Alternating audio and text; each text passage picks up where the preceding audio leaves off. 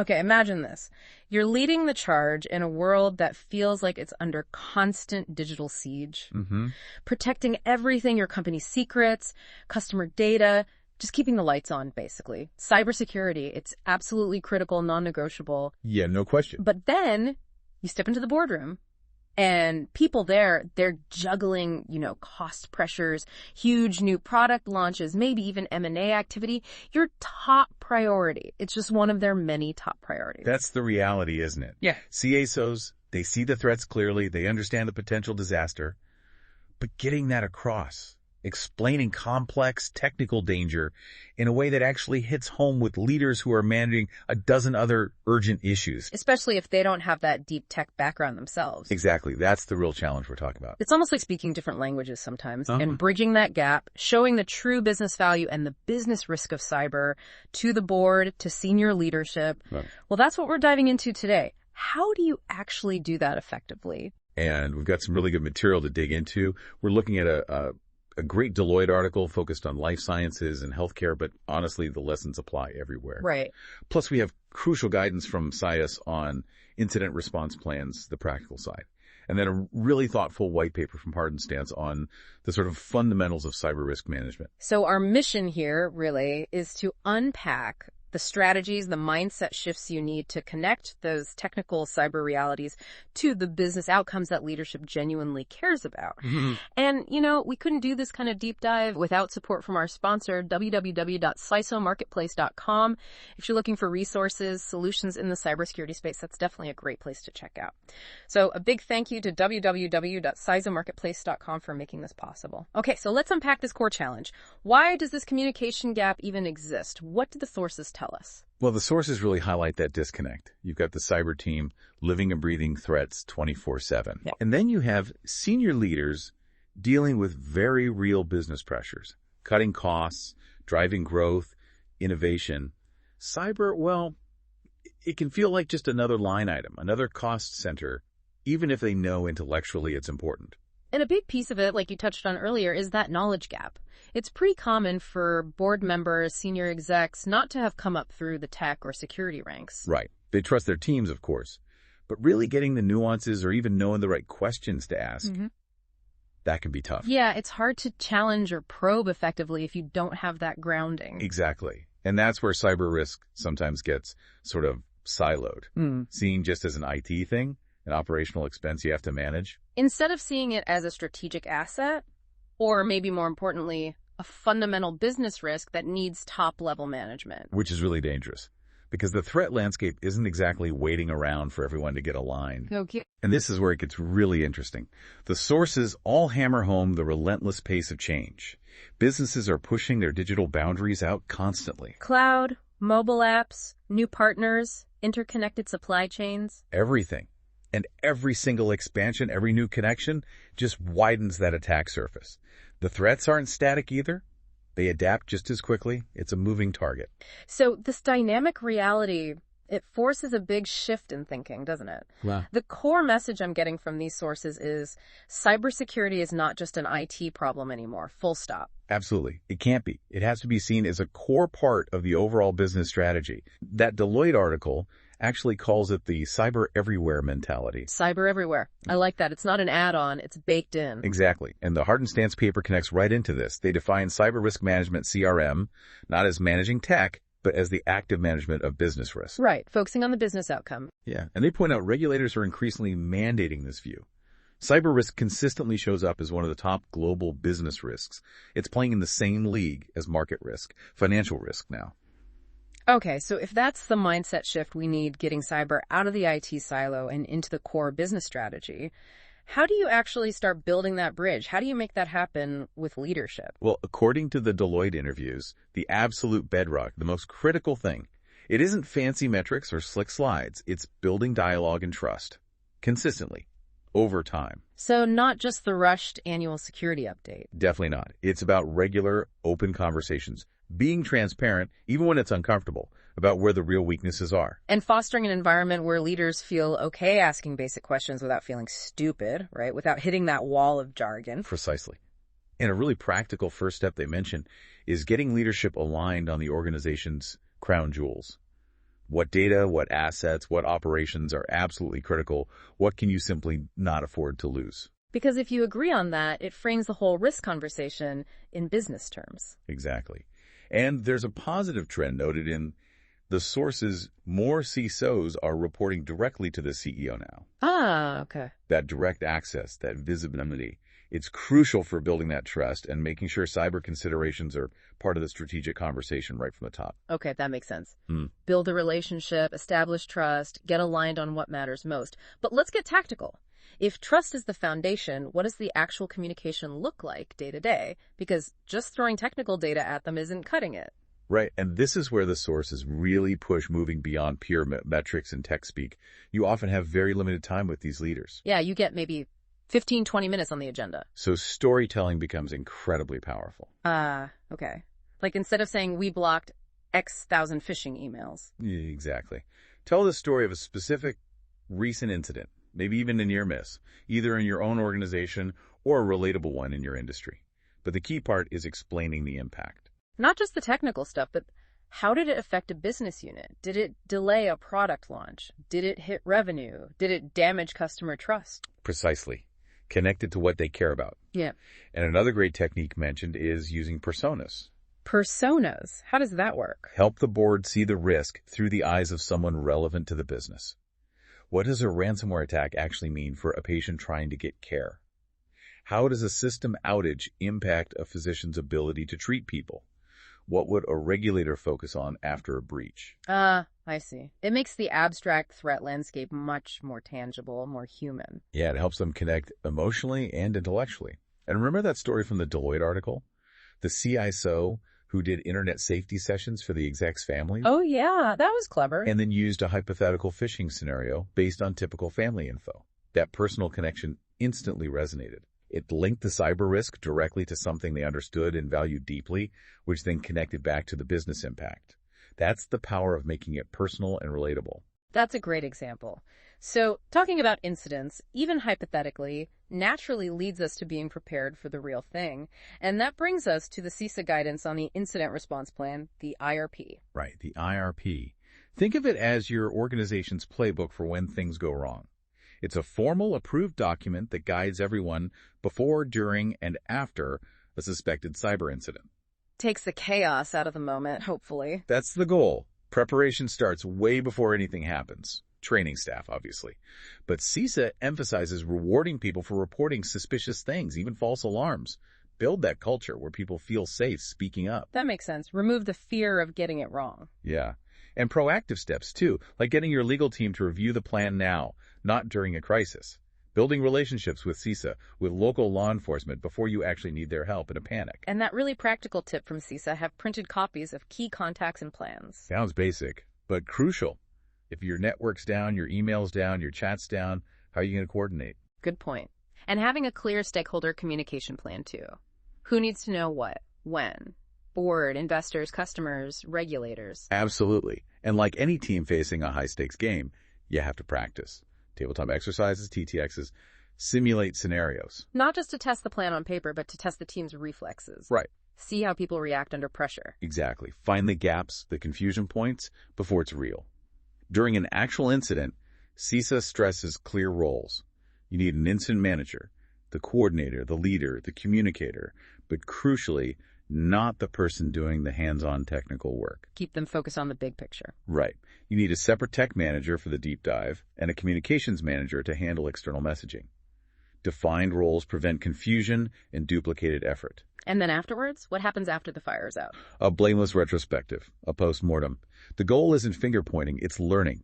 What systems failed, what processes broke down, update the plan, update policies, and importantly, communicate the learnings transparently back to staff. Reinforce that security culture. And bringing this back to talking with leadership, having a well-defined, practiced IRP shows maturity. It shows you're prepared. It helps reduce some of the panic math around potential incident costs because you can demonstrate a controlled response process. That's something leadership can understand and value. Definitely. Now, shifting slightly to the Hard and Stance paper on cyber risk management, or CRM, they really emphasize that the core of good CRM is robust risk assessment. Which means identifying, estimating, and then prioritizing those business risks we've been talking about. And they suggest a practical lens. The Pareto principle, the 80-20 rule. Focus maybe 80% of your effort on the top 20% of your most critical risks. You can't fix everything at once. Makes sense. Prioritize based on business impact. Now, here's a tricky part. Businesses often really want cyber risk quantified. They want it in dollars and cents probability times cost. Yeah, like calculating financial risk. Exactly. But the sources are clear. Outside of very specific areas, like maybe certain types of financial fraud, accurately quantifying cyber risk in hard dollars is incredibly difficult for most organizations. Why is it so tough? Well, think about it. Do you have a truly complete inventory of all your assets, especially data? Are all security incidents even detected, let alone reported?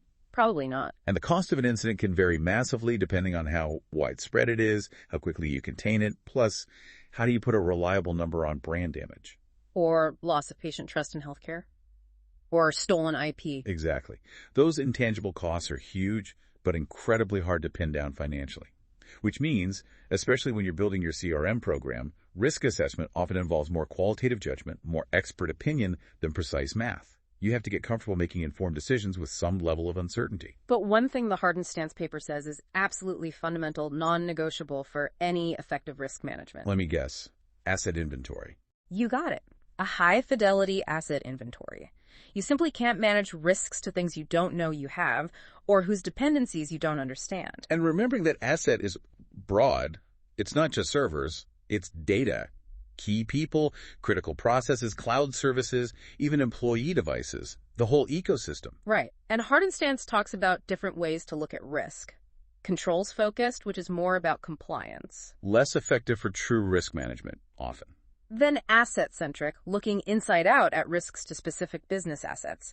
And threat-centric, looking outside in, using threat intelligence to model likely attacks against your specific setup. Which is the most advanced approach. Ideally, you want to combine insights from both that inside-out asset view and the outside-in threat view. Okay, which leads to another critical point from Hard Stance, the management part of cyber risk management. They stress this isn't a one-off project, it's a continuous process. Yeah, this is key.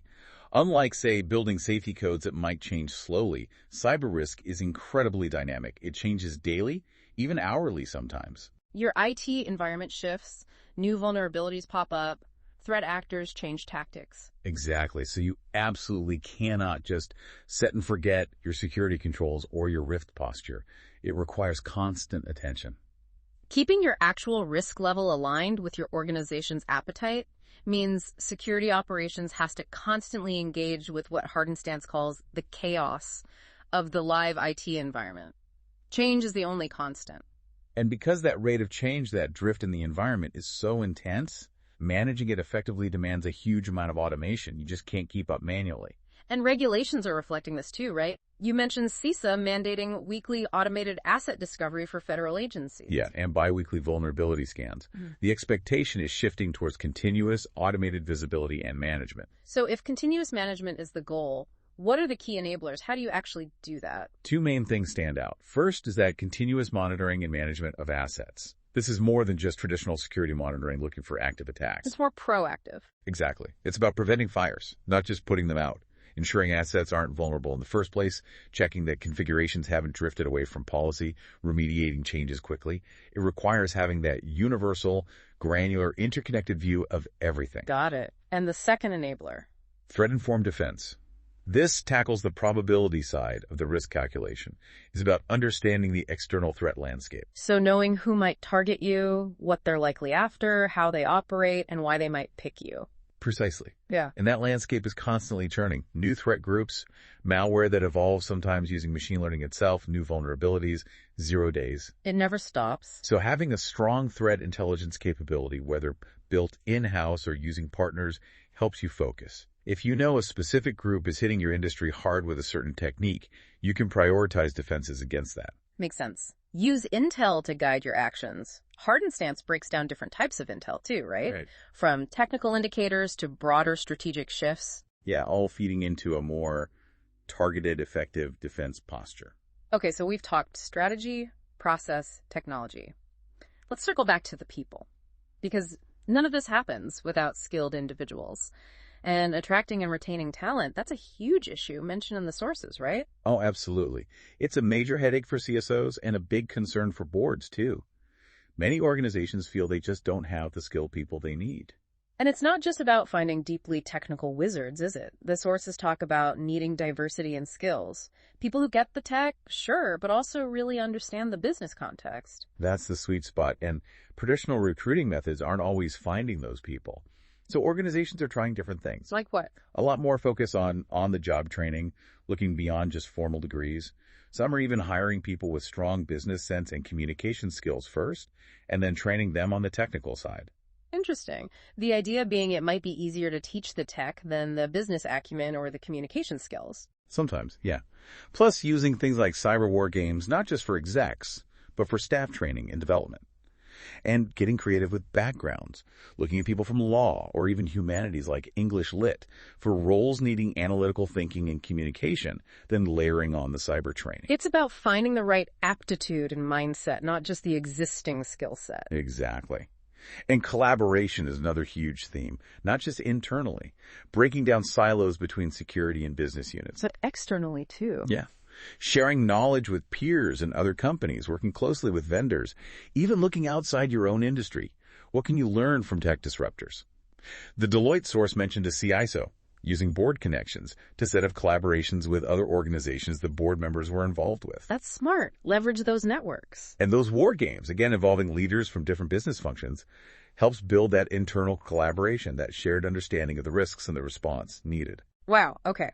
We have covered a lot of ground today. From that fundamental challenge of just talking about cyber risk in a way that makes business sense. Through building real preparedness with things like incident response plans. Implementing that continuous, active cyber risk management process. Dealing with the constantly shifting threats in your own changing environment. And finally, finding and developing the absolutely crucial human talent needed to make it all work. It's definitely a complex picture. Succeeding in this environment, it clearly takes the right strategies, robust processes, and the right resources and insights to navigate it all. And speaking of resources, that's where a platform like www.cisomarketplace.com can be really valuable, acting as a hub for cybersecurity professionals looking for those tools, solutions, and insights.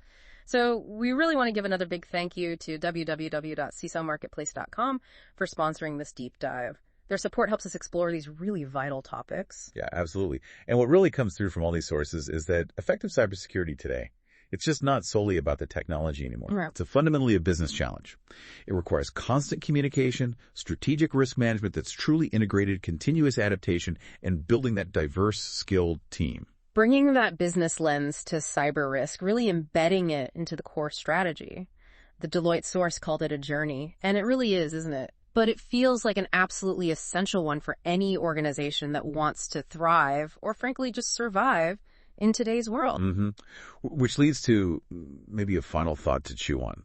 If cyber risk management has to be this continuous, dynamic process, always adapting to chaos, always reacting to evolving threats, does that mean true cybersecurity, like achieving some kind of fixed, perfectly secure end state? Is that actually an impossible goal? Is it even the right goal? So if perfect security is maybe unattainable, should our real aim be something more like cyber resilience? Exactly. The ability to adapt quickly, to respond effectively, and critically to recover when incidents inevitably happen despite all our best efforts. Security versus resilience. That's definitely something worth thinking about as you navigate your own information landscape.